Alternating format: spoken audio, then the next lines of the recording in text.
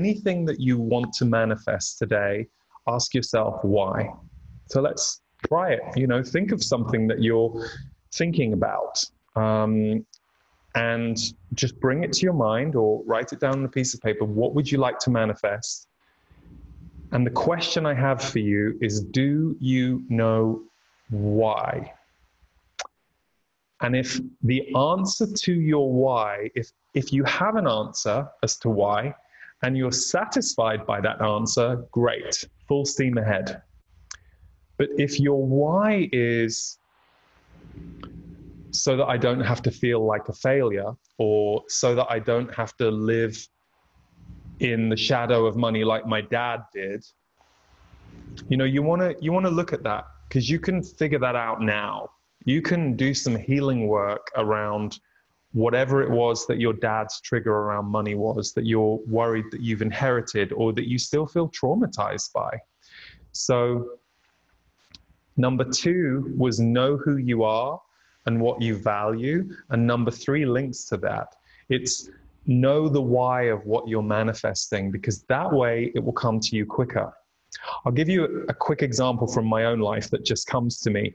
I was desperate to go into music in my early 20s. I'd walked away from a career in theater, and I just was consumed with songwriting. And I was trying to break down the doors of the record industry, and I made an album, and nothing was really igniting the way I wanted it to. And at the same time, I found this work, and it's because I went to a workshop, and the guy running the workshop, Chuck Spezzano, great guy. The workshop was called Psychology of Vision, and there were 300 of us in a room in London. And he said to all of us in the room, he said, if you were willing to surrender your plans to God, because God has a better idea of your best life plan than you do, come to the front. And, I remember it so clearly. About 100 people who had done this work a million times, and they loved Chuck. They were like, ah! They were like ran to the front, and they all looked so happy. And then there were about 100 other people who kind of were sat behind me that kind of went, no, I know what my plan is. Thanks, Chuck. I'm fine. I'm sitting right here. I've got it worked out. And then there were those of us somewhere in the middle. I totally got these guys, because I was like, I want to be in the music industry, and this is what I want to do. But I loved how the people at the front looked. I was like, God, they look so happy. They look so free. It's like, wow, surrender looks good. And this arm folding stuff doesn't look good.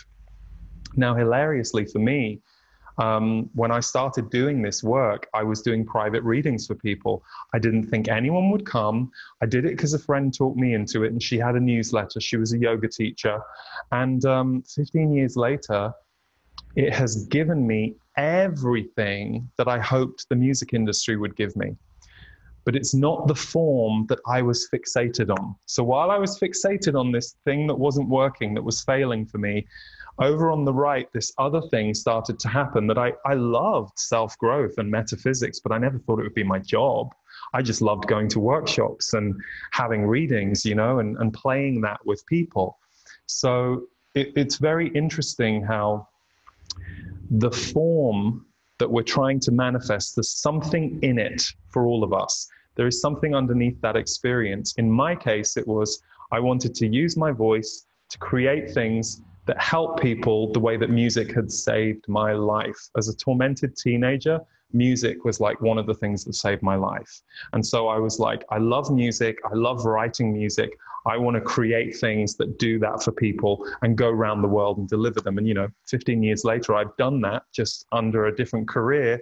And then interestingly, music has kind of come in on that too. So, but I had to let go of the details and focus on the why. Now, if I'd been able to figure that out myself almost 20 years ago, I'd have done it myself. So think about the things that you're trying to manifest, the places, the things, the people, and ask yourself, what is this going to give me?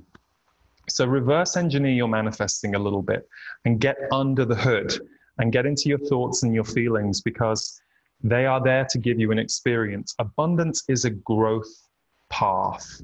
Abundance is no different to self-growth. It's constantly a growth path and one of learning. So if you can figure out what you're trying to manifest and what it's going to heal or give you, you have that awareness, and suddenly you're operating at a whole other level of manifestation. You're suddenly a lot freer, and you're not trying to control the form. I always say, if you need a new laptop, don't start saying, I need $2,000 for the latest Mac. Just say, I need a new laptop and I'd love it to be a Mac.